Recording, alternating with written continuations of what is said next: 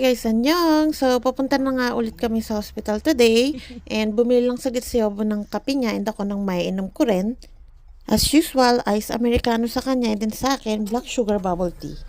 So, on our way na nga kami papunta sa hospital and ngayon nga malalaman namin if i-induce labor ba ako today or pwede pang magantay ng 1 week. Pero, I'm hoping na sana magantay pa ng 1 week kasi kahapon medyo. Actually, this past few weeks nakakaramdam na ako ng pananakit kaya lang hindi pa ganun ka-intense nawawala pa siya.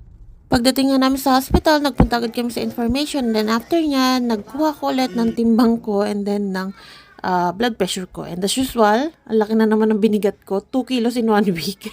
Diyos ko, ano ba ito? Iniisip ko na ngayon gano'n nakabigat si baby. And then Saturday nga today, marami na naman tao. And ang unang gagawin ko is fetal movement check ni baby.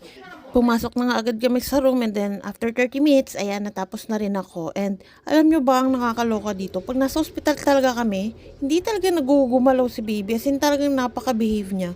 Pero kapag nasa bahay kami, doon siya sumasakit, doon siya nagsusumiksik, doon siya galaw ng galaw. Pasaway. Ayaw yata sa hospital nitong batang to. Kahit sa ultrasound, ganun din. Ayaw din magpakita ng mukha.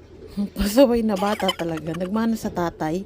And after nga nito, pupunta na kami doon sa doctor ko para i-ultrasound ako and then doon na malalaman kung kailangan ko na bang i-induce today or mag-iintay pa ng another week. And so far, ayan, nakuhaan ko sa camera ng palihim yung ultrasound ni baby and chinek ni doc lahat. Okay naman daw si baby, medyo malaki lang daw ng onte, pero so far, good pa rin. Kaya pwede pa rin maghintay ng another week. Pero last 1 week na daw to kasi by next week, nasa 40 weeks na si baby. So, kailangan na talaga akong i-induce. So, kung hindi lumabas si baby na within this week, hanggang Saturday, yun na talaga. Kailangan ko nang i-induce. And wala na akong magagawa doon.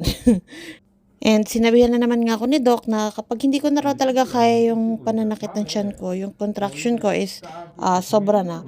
Anytime daw, pwede naman akong pumunta ng hospital. So, ayun, chinek din yung heartbeat ni baby and malakas yung heartbeat ni baby and healthy, sabi ni Doc. Kaya wala daw kailangang ipag-alala. So, we'll be waiting another 1 week. As of today, nasa 3.5 kilos daw si baby. So, last week, 3.1 siya. For a week, nag-gain siya ng 400 grams. Good luck. Another ilang grams na naman kaya ang mag-gain niya for another 1 week, no? Pero, usually naman ang baby, pag lumalabas yan, hindi as in talaga yun yung exactly na kilo niya. May plus and minus grams yan. So, ayun. Balik na lang tayo ulit sa hospital by next week. After nga namin sa hospital, nag-drive na kami papunta doon sa kakainan namin dahil hindi pa kami kumakain ni Yobo. And yan, dito kami kumain sa may buffet. Parang ilan na namin punta rito and masarap naman yung pagkain kasi buffet nga siya. Ayan o, ang daming pagkain, marami kang pagpipilian and mabubusog ka talaga. Sulit na sulit yung bayad mo. 9,000 won lang siya per head.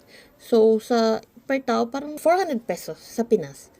So, ayan, enjoyin ko muna yung pagkain ko.